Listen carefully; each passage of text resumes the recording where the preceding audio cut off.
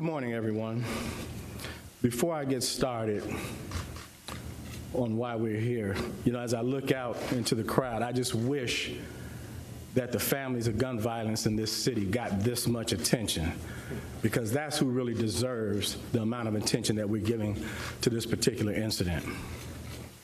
So this morning, I come to you not only as the superintendent of the Chicago Police Department, but also as a black man who spent his entire life living in the city of Chicago.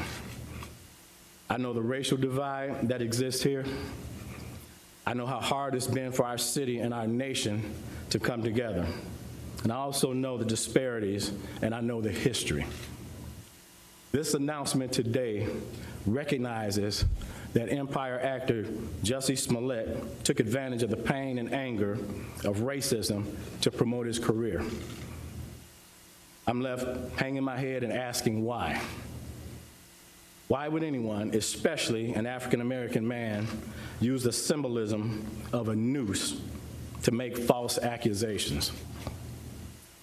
How could someone look at the hatred and suffering associated with that symbol and see an opportunity to manipulate that symbol to further his own public profile? How can an individual who's been embraced by the city of Chicago turn around and slap everyone in this city in the face by making these false claims? Bogus police reports cause real harm. They do harm to every legitimate victim who's in need of support by police and investigators, as well as the citizens of this city.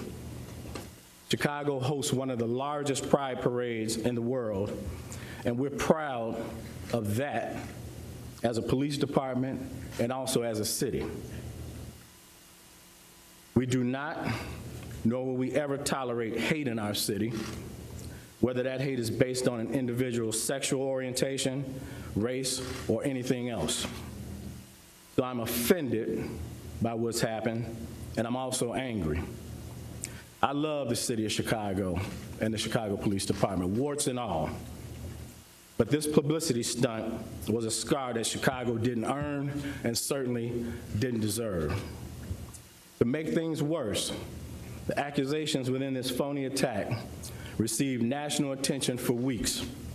Celebrities, news commentators, and even presidential candidates weighed in on something that was choreographed by an actor. First, Smollett attempted to gain attention by sending a false letter that relied on racial, homophobic, and political language. When that didn't work, Smollett paid $3,500 to stage this attack and drag Chicago's reputation through the mud in the process. And why? This stunt was orchestrated by Smollett because he was dissatisfied with his salary. So he concocted a story about being attacked. Now, our city has problems. We know that. We have problems that have affected people from all walks of life, and we know that. But to put the national spotlight on Chicago for something that is both egregious and untrue is simply shameful. I'm also concerned about what this means moving forward for hate crimes. Now, of course, the Chicago Police Department will continue to investigate all reports of these types of incidents with the same amount of vigor that we did with this one. But my concern is that hate crimes will now publicly be met with a level of skepticism that previously didn't happen. That said, Smollett was treated as a victim throughout this investigation until we received evidence that led detectives in another direction. I couldn't be more proud of the unrelenting detective work that went into this investigation, and I couldn't be more proud of every investigator that played a part in it. The detective work that we saw in this case is indicative of the work that our detectives do every day in this city. This case in particular involved hours of video evidence, which when combined with old-fashioned police work, uncovered the truth. These detectives deserve all the credit in the world for carefully analyzing the leads and the evidence for weeks before coming to their conclusion. I'd also like to thank the FBI for their help in this investigation. The FBI's partnership with CPD has been pivotal in this particular case. I only hope that the truth about what happened receives the same amount of attention that the hoax did. I'll continue to pray for this troubled young man who resorted to both drastic and illegal tactics to gain attention. I'll also continue to pray for our city, asking that we can move forward from this and begin to heal. And now I'd like to call up Commander Edward Wadnicki, who personally led this patient and deliberate investigation, to walk everyone through how the Chicago Police Department arrived at this point. Good morning, everyone. My name is Edward Wadnicki. I'm the commander of the Area Central Detective Division. I'm here to answer questions. Timeline. Okay, the boss just corrected me. Please forgive me. I'm supposed to go through the timeline of our investigation. It's okay. So here's where we are. As you all know, on the early morning of February 29th at 2 o'clock in the morning, Jussie Smollett reported that he was the victim of a hate crime. Detectives responded to the incident and interviewed him eventually at Northwestern Hospital, where he reported to us that the two offenders yelled racial and homophobic and political statements at him and beat him, put a noose around his neck, and threw bleach on him, and then fled from the area. We learned at the time that Jussie was not hurt, other than scratches on his face, maybe some bruising, but no broken ribs or serious injuries. So we started a full-scale investigation into this hate crime, a very serious crime anywhere.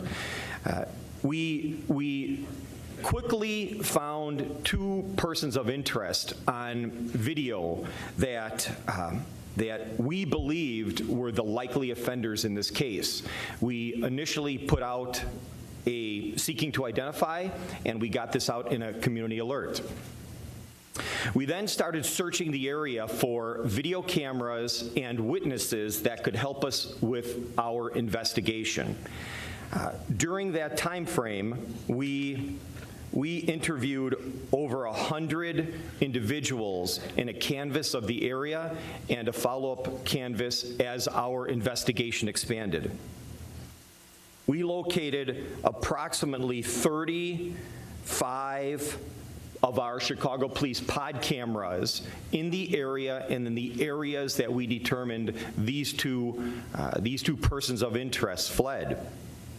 We additionally found over 20 private sector cameras, and I got to say that was super useful in this investigation. The city came together to investigate and help the police with this crime.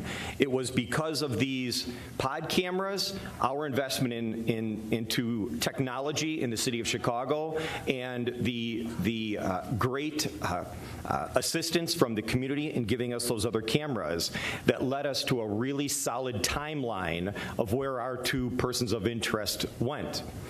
So in short, we were able to track them initially forward. So after the crime, we were able to see that they fled in a particular direction and eventually got into a cab.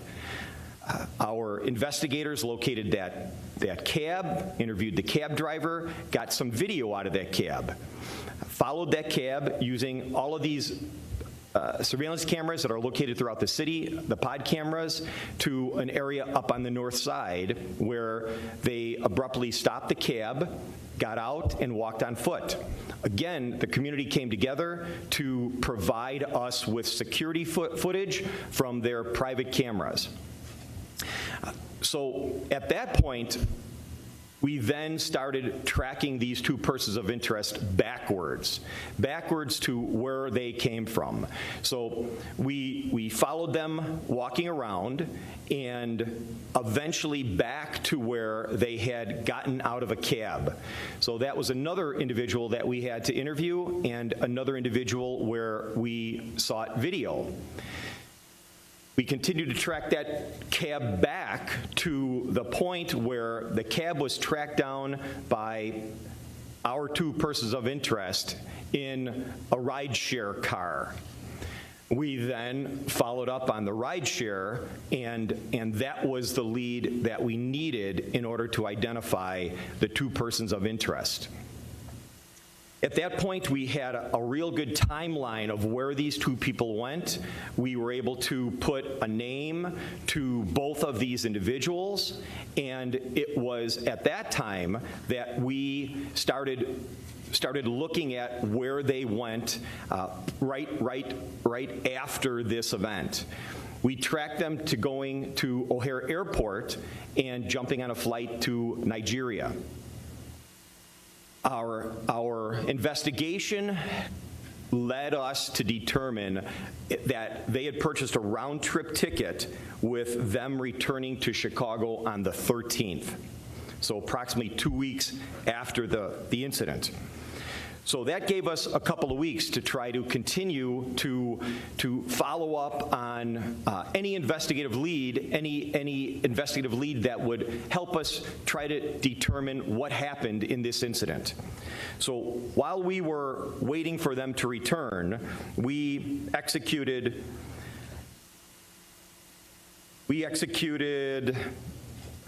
over 50 search warrants and subpoenas, working with our partners in the state's attorney's office, phone records, social media records, and records on individuals to help us illuminate the likely facts that occurred in this event. So, moving forward to the 13th, we had a team in place working with the FBI, Customs, and our partners out at the airport. Airport police helped us tremendously, and we were able to locate and identify these two individuals, these two persons of interest, when they entered back into the country at Customs. We took them into custody. We read them their rights, and they both initially asked for an attorney. They were brought to Area Central Detective Headquarters so that we could process them, and it was at that time that their attorney showed up. I think you've all seen her on the news the last couple of days. She came to us, and after speaking with these two people of interest, she said that something smelled fishy. She did not think that they were the offenders as were reported. She worked with us very, very closely to get to the point where she came to me and said, "You really need to talk to these guys. I'm going to allow them to give you a video interview with us present, and we're going to have you hear their story. They are not offenders, they're victims." It was at that time that this investigation started to spin in a completely new direction. You've heard some of the statements that their lawyer, Ms. Schmidt, has made, and it was at that time that we took the information that these two individuals provided to us, and we substantiated the timeline and the details that they gave to us in this interview. We were able to substantiate those things. We worked very, very closely with the state's attorney's office. We had been working very, very closely with the state's attorney's office for over a week at that point, and it was then on the 15th, Friday the 15th, after approximately 47 hours of them being in custody and hours of them meeting with us and telling us their story and documenting their story, did we release them without charging, and I classified them no longer as suspects or persons of interest and as witnesses. So as is typical with any investigation, one would typically lock these witnesses into a grand jury statement. Monday was a holiday, the 18th. Tuesday was the first day that we could attempt to do that. So we scheduled a appointment with the grand jury, working again very closely with the state's attorney's office in this. And as you know, at the last minute, Jussie's lawyers called and said that they had evidence to postpone the grand jury that they wanted to provide to us. It was at that time that they called us, and I met with them, with a team of our detectives, and essentially they gave us no new information. So I reported that back to the state's attorney's office, and it was at that time that we locked in both of these witnesses to the grand jury.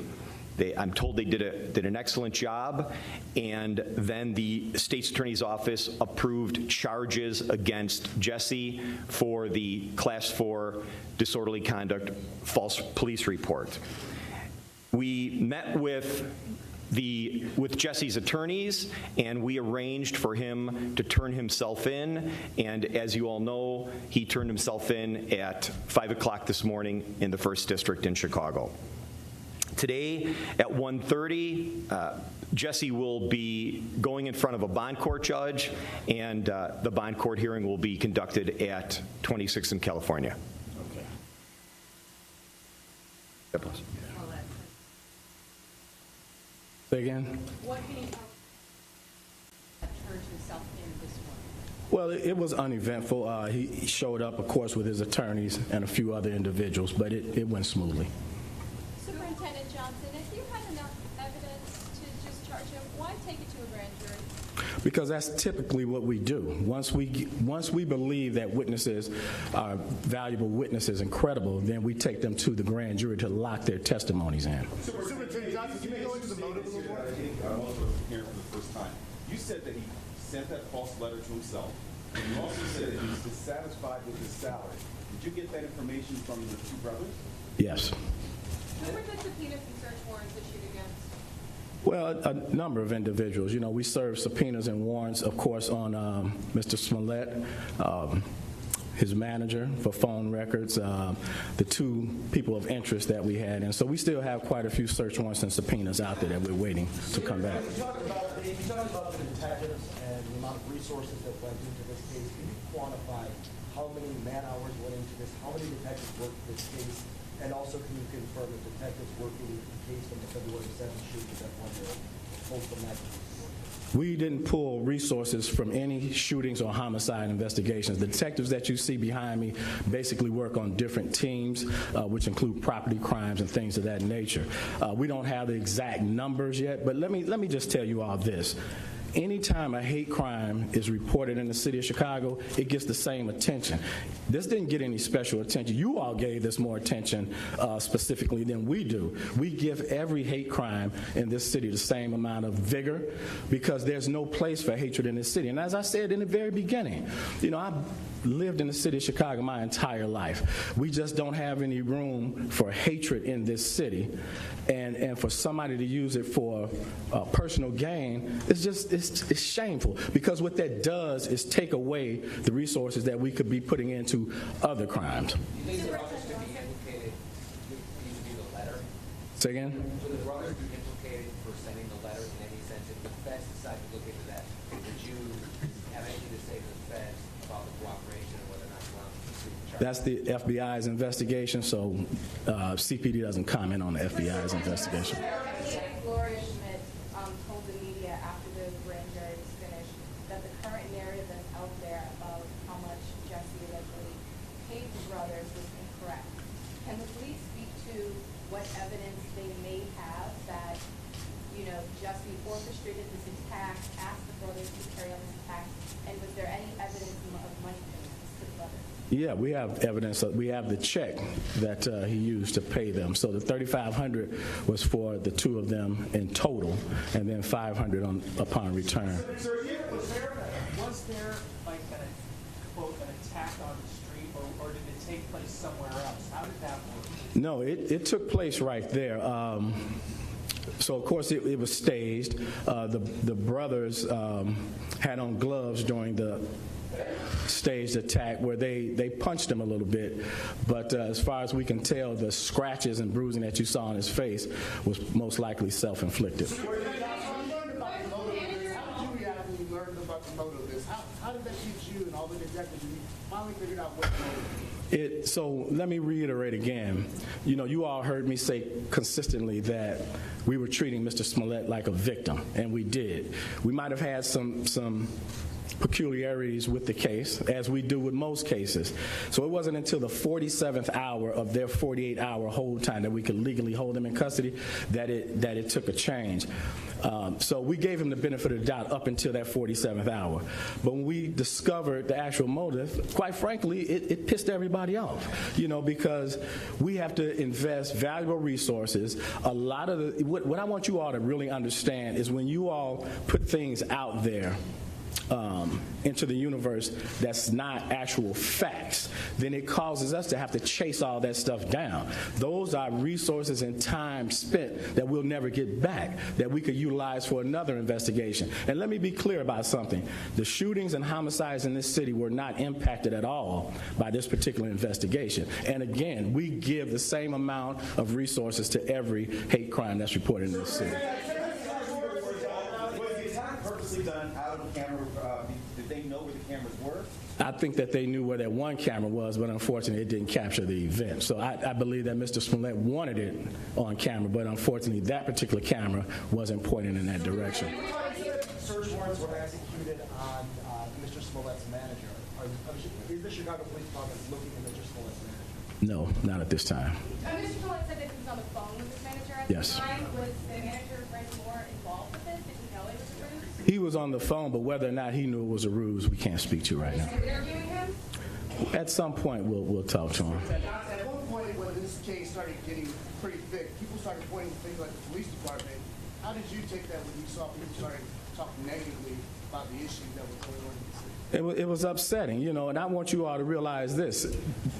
So we've been working on this investigation for about 3 weeks. We've solved several shootings and homicides in that period of time. So we don't take away resources from violent crimes of that nature just because this person is a celebrity. Again, you all gave this a lot more attention than it probably deserves. So when you get the opportunity, the shooting victims and families in this city that are victims of those crimes, give them the same amount of attention. This shouldn't have garnered the attention that it did, but it did because of his celebrity status. From the outside looking in. Practice the hate crime before it actually happened. So if that was the case, why are they not being charged, or in that situation, should they be charged? How are you guys figuring that out?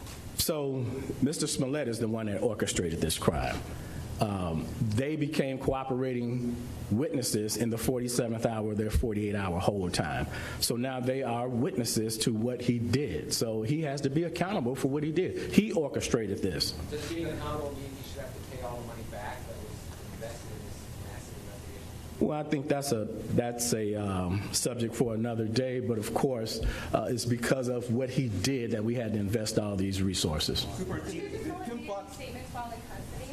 Is he still maintaining his incident and his innocence? He hasn't made any statements at this time.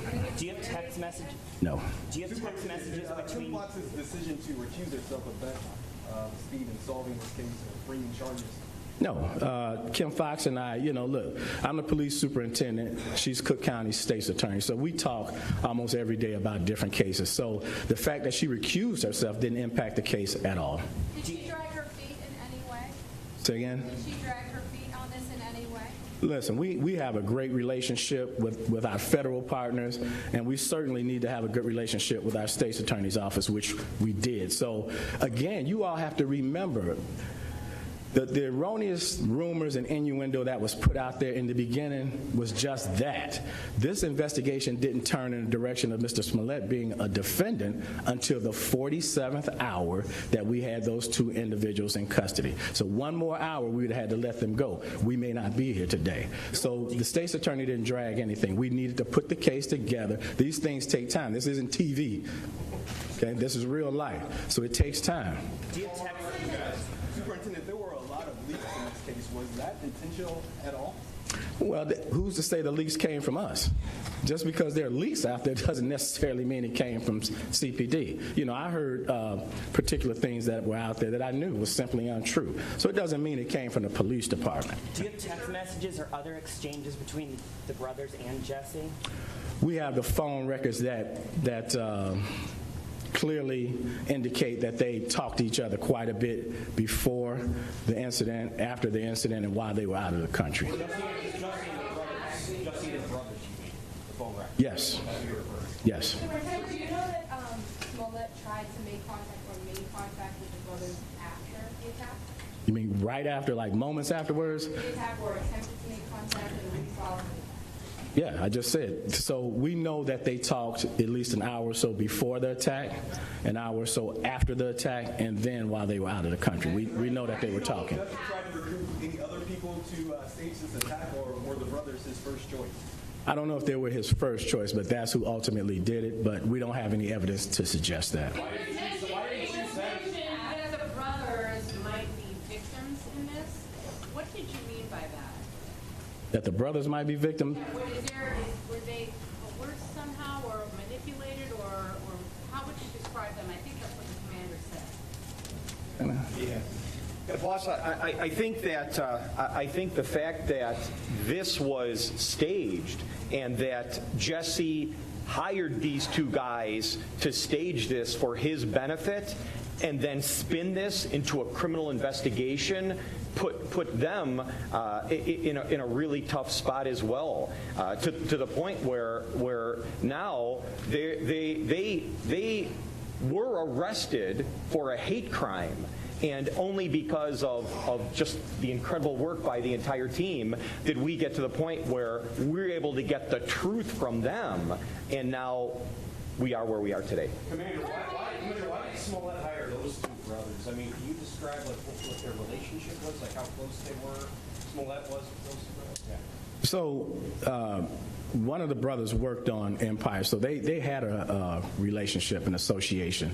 So he probably knew that he needed somebody with some bulk, and he knew them. They had a previous relationship, so that's probably the only reason he chose them. Sir, did you see Jussie's interview on Good Morning America? Good Morning America. Good Morning America. Yes.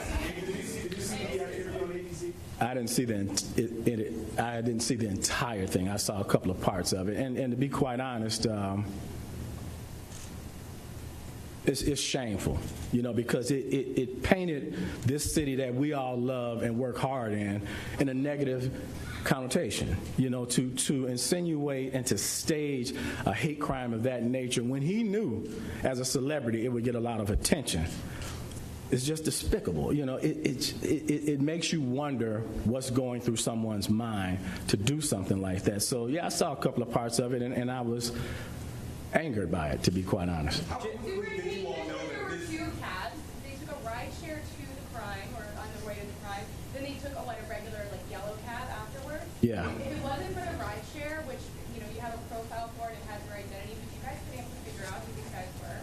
Well, you know what, that certainly helped, and you know, their counter information on that really pinpointed who they were. But who's to say whether or not we would have or not? You know, these let me tell you this: these individuals you see standing behind me, the detectives in Chicago, in my opinion, are probably some of the best detectives in this country. So I have no doubt that they would have gotten to the bottom of this. You know, is that okay? Yeah, that's last call before closing. Think that something doesn't add up. Well, to be perfectly honest, from the very beginning, we had some questions about it. But as I said, we gave Mr. Smollett the benefit of the doubt all the way up until that 47th hour of the 48 hours we could hold those two individuals, because we just didn't have the total package to support that it was a hoax. So when you heard me coming out saying we are treating him like a victim, that was the truth, because at that time, that's what he was. And I think anybody that reports a crime deserves the Chicago Police Department to treat them in that fashion until we have solid evidence to prove otherwise. The boy in the back. The brothers were obviously incentivized by the check, but did they indicate anything else that made them do this, why they agreed to do it, and what they thought the outcome would be? Well, you know what? They did it because of the financial aspect of it.